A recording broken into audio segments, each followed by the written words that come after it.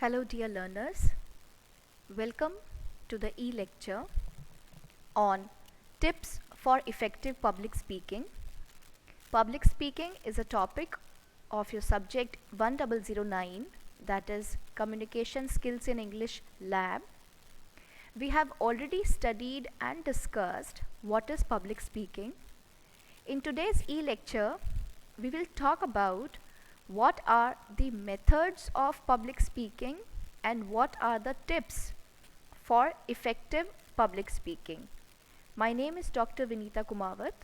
I am lecturer in English at Government Polytechnic College, Dausa. When we talk well, we can understand each other and spread goodwill. But when we talk badly, then our talking causes confusion, conflict and discord. That is why it is so important for everyone to learn about the art of speaking. जब हम अच्छे से किसी से बात करते हैं, जब हम अपने पॉइंट्स को क्लियरली किसी के सामने प्रेजेंट करते हैं, उससे हम एक दूसरे को समझ पाते हैं और इससे हमारी गुडविल बनती है. लेकिन जब हम गलत बोलते हैं या गलत तरीके से अपनी बात को प्रेजेंट करते हैं, तो हमारी जो टॉकिंग है, हमारी जो प्रेजेंटेशन है, उसकी वजह से कई बार कन्फ्यूजन क्रिएट हो जाता है, कॉन्फ्लिक्ट हो जाते हैं और डिस्कॉर्ड्स हो जाते हैं, असहमति हो जाती है, झगड़े भी हो जाते हैं. ऐसे में बहुत ज़रूरी है कि सभी को जो आर्ट ऑफ स्पीकिंग है, यानी कि जो स्पीकिंग स्किल्स हैं, वो सीखना बहुत ज़रूरी है. जो भी हमारी कॉरपोरेट इंडस्ट्री है, जो भी हमारा प्रोफेशनल इंडस्ट्रीज़ हैं, वहाँ पर भी हमारी जो स्पीकिंग स्किल्स हैं, वो हमारी गुडविल बनाने में, हमारी रैपो बनाने में बहुत हेल्प करती हैं और बहुत ही इम्पॉर्टेंट भी हैं, बहुत ही सिग्निफिकेंट रोल प्ले करती हैं. And to become a successful speaker, one must be clear enough regarding the purpose of message. और इसीलिए एक सक्सेसफुल स्पीकर बनने के लिए सबसे पहले ये ज़रूरी होना चाहिए, ये पता होना चाहिए कि हमारे मैसेज को डिलीवर करने के पीछे हमारा पर्पस क्या है. Before delivering a speech, the speaker should determine a purpose.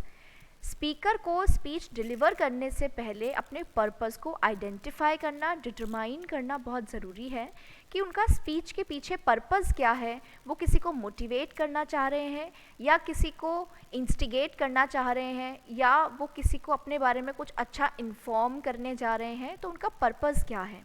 जब पर्पस क्लियर होता है, उसके बाद ही हम अपनी स्पीकिंग को, अपनी प्रेजेंटेशन को उस अकॉर्डिंग ड्राफ्ट कर पाते हैं.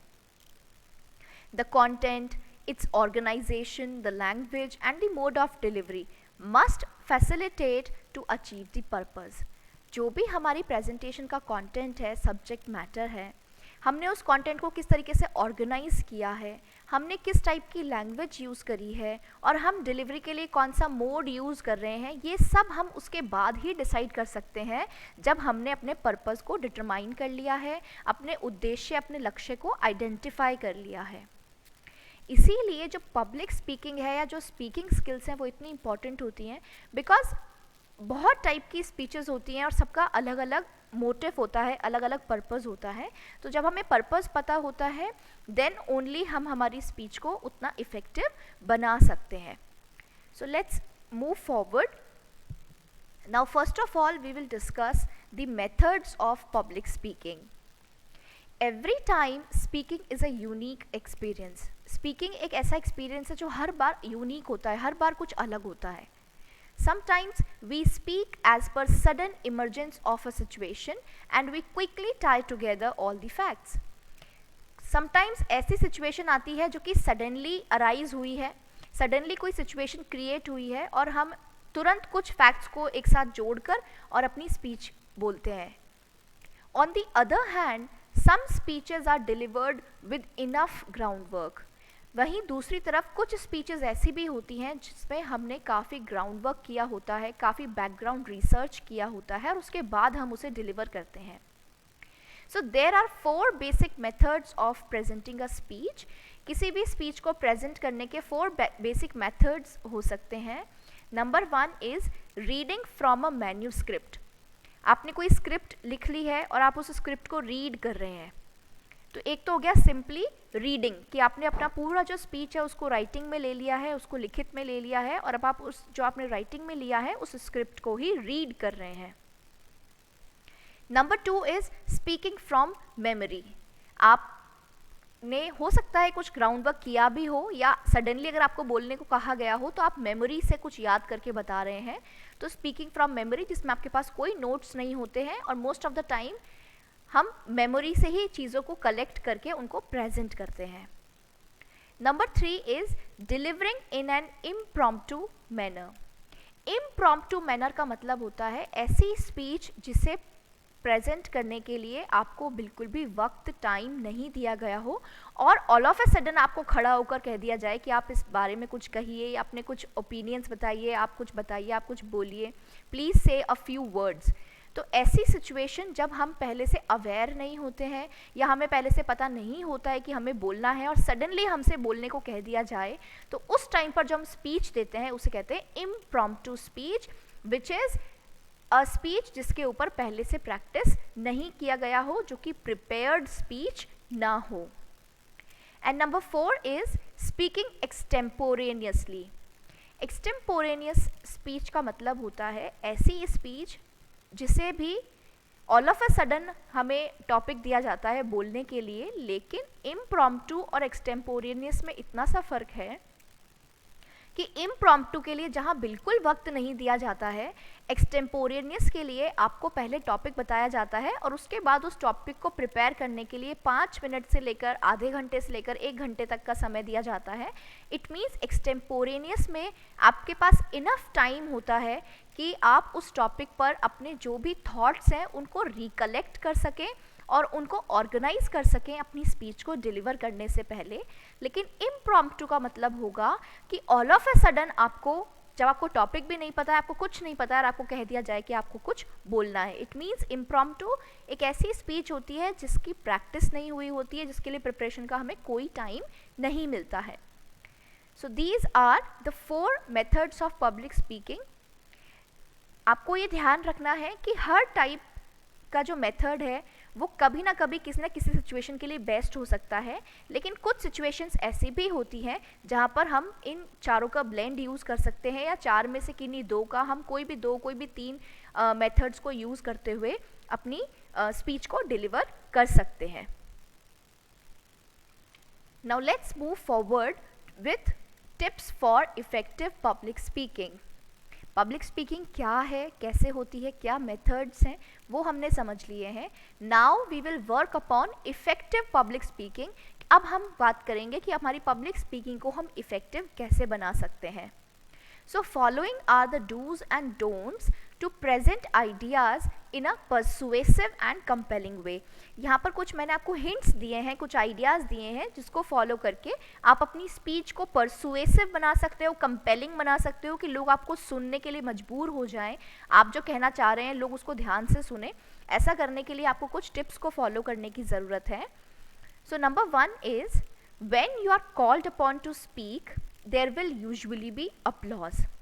जब आपको बोलने के लिए बुलाया जाता है तो उस समय ऑडियंस अपलॉड करती है, तालियां बजाती हैं। You should give a pause of about 4 to 5 seconds before beginning your speech. ऐसे में जब आपकी ऑडियंस आपका तालियों से स्वागत कर रही हो, हूटिंग कर रही हो, पूरे जोश में हो, तो उन्हें वक्त दीजिए कि वो पहले अपने अपलॉड को ख़त्म कर लें, एक साइलेंस क्रिएट हो जाए, वो आप उनको इनफ टाइम दीजिए कि वो आपको वेलकम कर सकें। आप अपनी सीट से लेकर अपने पोडियम तक जाने तक का जो समय ले रहे हैं उस दौरान आप उन्हें ग्रीट करिए, उन्हें थैंक्स बोलिए अपने जेस्चर से, और पोडियम पर जाते ही आपको शुरू नहीं होना है। पोडियम पर जाकर आपको 4 to 5 seconds का टाइम लेना है जिससे ऑडियंस शांत हो जाए, उनका जो नॉइज़ है वो ख़त्म हो जाए, and then you should begin और you should start your speech. Number 2 is your personal appearance should be as neat, pleasing and unobstructive as possible।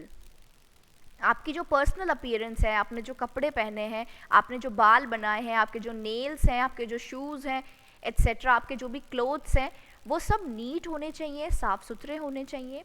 Pleasing होने चाहिए। प्लीजिंग मतलब बहुत ज़्यादा तड़क भड़क वाले कपड़े हमें नहीं पहनने चाहिए, स्पेशली जब हम पब्लिक स्पीकिंग की बात करते हैं और अगर हम किसी फॉर्मल ओकेजन पर बात कर रहे हैं। एंड अनऑब्स्ट्रक्टिव, आपने जो कपड़े या शूज़ पहने हैं या आपने जिस तरीके से अपने हेयर स्टाइल बनाया है वो अनऑब्स्ट्रक्टिव होना चाहिए, यानी कि वो आपको स्पीच के बीच में डिस्टर्ब नहीं करना चाहिए।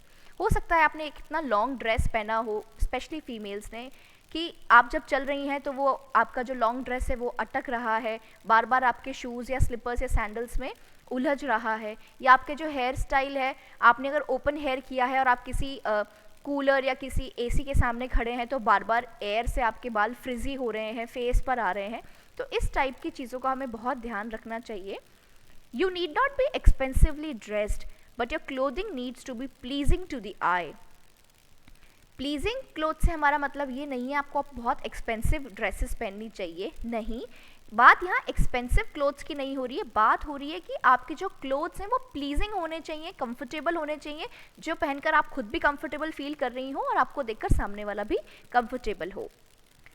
Neatness in the dress gives the impression that your mind is well ordered and normal as your clothes. अगर आपके कपड़े नीट हैं, वेल आयरन्ड हैं, अच्छे से प्रेस किए हुए हैं, तो आपके क्लोथ्स को देखकर आपके एक इम्प्रेशन क्रिएट होगा, आपकी एक छवि क्रिएट होगी कि आपके दिमाग में जो आइडियाज़ हैं वो भी उतने ही वेल ऑर्डर्ड होंगे जितनी वेल ऑर्डर्ड आपकी अपीयरेंस है।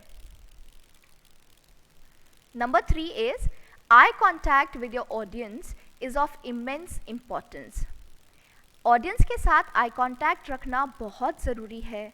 You may not stare or glare at your listeners but look at them all directly in the eye from time to time. आपको अपनी ऑडियंस को घूरना नहीं है, उन्हें स्टेयर नहीं करना, उन्हें ग्लेयर या निहारना नहीं है, आपको उन्हें उनकी आंखों में डायरेक्टली देखना है और टाइम टू टाइम देखना है। एक ही बार लगातार किसी एक ही पर्सन को नहीं घूरना है, थोड़ी देर में हमें अपने ऑडियंस से नज़रें मिलाते रहना चाहिए। Swing your gauge over every section of audience, audience के जितने भी सेक्शंस बने हुए हैं सब पर अपनी नज़र घुमाइए and you will give each person the feeling that you are talking to him और हर। जब आप सबके साथ एक बार भी नज़रें मिला लेंगे तो सबको लगेगा कि आप सबसे ही बात कर रहे हैं। It will also help you to जज from the reaction you see whether or not you are getting your message across and can adjust the number of points you wish to make in any situation accordingly. Eye contact का एक important benefit जो होता है वो ये होता है कि जब हम हमारी ऑडियंस से आई कॉन्टैक्ट करते हैं तो उनके एक्सप्रेशंस, उनके रिएक्शन से हम आइडेंटिफाई कर सकते हैं कि जो हम मैसेज उन तक पहुंचाना चाह रहे हैं क्या सच में वो मैसेज उन तक पहुंच रहा है, क्या मुझे अपनी स्पीच में अपनी स्पीड को कम या ज़्यादा करने की ज़रूरत है, या अपने मैसेज को मुझे किसी और लैंग्वेज में या किसी और तरीके से प्रेजेंट करने की ज़रूरत है। It is only by having good direct eye contact with the audience that you will be able to sense the effect your talk is having and make sure your audience feel you are talking to them personally. जब हम direct eye contact करते हैं और eye contact का कुछ fix होता है कि आप किसी एक पर्सन को ही डायरेक्टली ना घूरें, आपको अपनी गेज़ को स्विंग करते रहना चाहिए, लगातार इधर उधर घुमाते रहना चाहिए। ऐसा करने से ही हम ऑडियंस के ऊपर हमारी स्पीच का क्या इफ़ेक्ट हो रहा है वो सेंस कर सकते हैं और इससे ऑडियंस को ये भी फील होगा कि पर्सनली ऑडियंस से हम बात कर रहे हैं। Number 4 is adopt the proper stance and be composed. Do not, अच्छा, प्रॉपर स्टैंस का मतलब है आपके जेस्चर्स पोस्चर्स कैसे होने चाहिए। आपको बिल्कुल प्रॉपर स्टैंस में रहना चाहिए, आप ढंग से खड़े हों, ढंग से बैठे हों, ढंग से चल रहे हों। एंड बी कंपोज्ड, आपको बहुत शांत रहने की ज़रूरत है। Do not scratch your head, आपको अपने बालों में खुजाने की ज़रूरत नहीं है। पुल योर ईयर लोब्स और नोज़, बार बार आपके नाक या नोज़ को या ईयर्स को छेड़ने की ज़रूरत नहीं है। डू नॉट लिक और स्मैक योर लिप्स, बार बार अपने लिप्स को लिक करने की या स्मैक करने की ज़रूरत नहीं है। Do not tug your collar और tie. Do not take off and put on eye glasses, बार बार अपने चश्मे को, अपने स्पेक्स को उतारना पहनना इसकी ज़रूरत नहीं है। Do not keep your hands in pocket and do not drape yourself over the lectern. तो ये सब चीज़ें आपको ध्यान रखनी है कि ये आपको नहीं करना है। Next, Make use of visual aids whenever you have to emphasize your talk and make it impressive. जहाँ जहाँ अपनी बात को आपको और emphasize करना हो, उसकी importance सामने वाले तक पहुँचानी हो, उसे impressive बनाना हो, तो ऐसे में आपको visual aids की help लेनी चाहिए. आप audio videos की help ले सकते हैं, आप किसी PPT की help ले सकते हैं, आप figures की help ले सकते हैं, आप diagrams की help ले सकते हैं. Number 6, pitch your voice so that the people at the back of the room can hear you. आपकी वॉइस इतनी लाउड होनी चाहिए कि लास्ट तक जो लोग बैठे हैं रूम के उन तक आपकी वॉल्यूम, आपकी वॉइस पहुंच सके. Number 7, the most important one is preparing a speech. आपको अपनी स्पीच को प्रिपेयर करना आना चाहिए. Carrying out a neat speech requires the following steps. एक नीट स्पीच किस तरीके से हम बना सकते हैं, प्रिपेयर कर सकते हैं, उसके लिए हमें इन स्टेप्स को ध्यान रखना चाहिए. Determine the purpose. As I told you earlier, आपको अपना पर्पज़, अपना ऑब्जेक्टिव पता होना चाहिए कि आप स्पीच क्यों देने वाले हैं, आप क्यों स्पीच डिलीवर करने वाले हैं. Analyse the audience and the situation. आपकी ऑडियंस कैसी है, कौन है, किस सिचुएशन में आप प्रेजेंट कर रहे हैं, वो आपको पता होना चाहिए. Choose the ideas to be put across. उसके बाद अपने आइडियाज़ को अक्यूमुलेट कीजिए, कलेक्ट कीजिए. Collect and interpret data. जो आपने डेटा ले रखा है, जो फैक्ट्स एंड फिगर्स हैं, उनको कलेक्ट कीजिए, उनको इंटरप्रेट कीजिए, समझने की कोशिश कीजिए. Now organise the idea. एक बार आपने सारे आइडियाज़ लिख लिए, अब आप उनको प्रॉपरली ऑर्गेनाइज कीजिए कि आपको स्टार्टिंग में क्या बोलना है, मिडिल में क्या बोलना है और किस तरीके से अपनी स्पीच को आप एंड करेंगे. Plan visual aids if necessary. अगर आप कोई विजुअल एड्स यूज़ करने जा रहे हैं तो उसको आपको बहुत केयरफुली प्लान करना चाहिए. And rehearse the talk. किसी भी स्पीच को, स्पेशली जब आप पब्लिक स्पीच की बात कर रहे हैं, तो आपको अपने टॉक को रिहर्स ज़रूर करना चाहिए, जिससे आपको ये पता चल जाएगा कि आपको कहाँ कहाँ फिलर्स की ज़रूरत पड़ सकती है. And the most important note here is, if your talk is formal, official और technical, write out your speech carefully as a matter of record. अगर आप कोई फॉर्मल टॉक डिलीवर करने जा रहे हैं, कोई ऑफिशियल या टेक्निकल टॉक डिलीवर करने जा रहे हैं, तो आपको अपनी स्पीच का एक मैन्यूस्क्रिप्ट ज़रूर तैयार करना चाहिए, जिससे आप अपने रिकॉर्ड में संभाल कर रख सकें. And if your talk is informal, do not right it out. और अगर आपकी टॉक बहुत इनफॉर्मल होने वाली है तो प्लीज़ उसे मत लिखिए, सिंपली मेक नोट्स. उसके लिए आप सिर्फ नोट्स को यूज़ कीजिए. Never memorise a speech word for word. किसी भी स्पीच को वर्ड फॉर वर्ड, एक एक वर्ड उसका आपको रटने की, याद करने की ज़रूरत नहीं है, बिकॉज इट इज़ डेंजरस. ये बहुत डेंजरस होता है कि हम किसी स्पीच को रट लेते हैं तो, because if you forget you are lost. ऐसे सिचुएशन में रटी हुई स्पीच में अगर हम एक वर्ड भी भूल जाते हैं तो हमारी पूरी स्पीच खराब हो जाती है, हम खो जाते हैं, हम कंफ्यूज हो जाते हैं, हम अटक जाते हैं. तो ऐसी सिचुएशन से बचने के लिए आपको अपने टॉक को बार बार रिहर्स करना चाहिए, नोट्स बनाने चाहिए जिनको देखकर आपको वो पूरा पॉइंट वापस रिमेंबर हो जाए, रिकलेक्ट हो जाए. Then only your speaking will be effective. Thank you very much.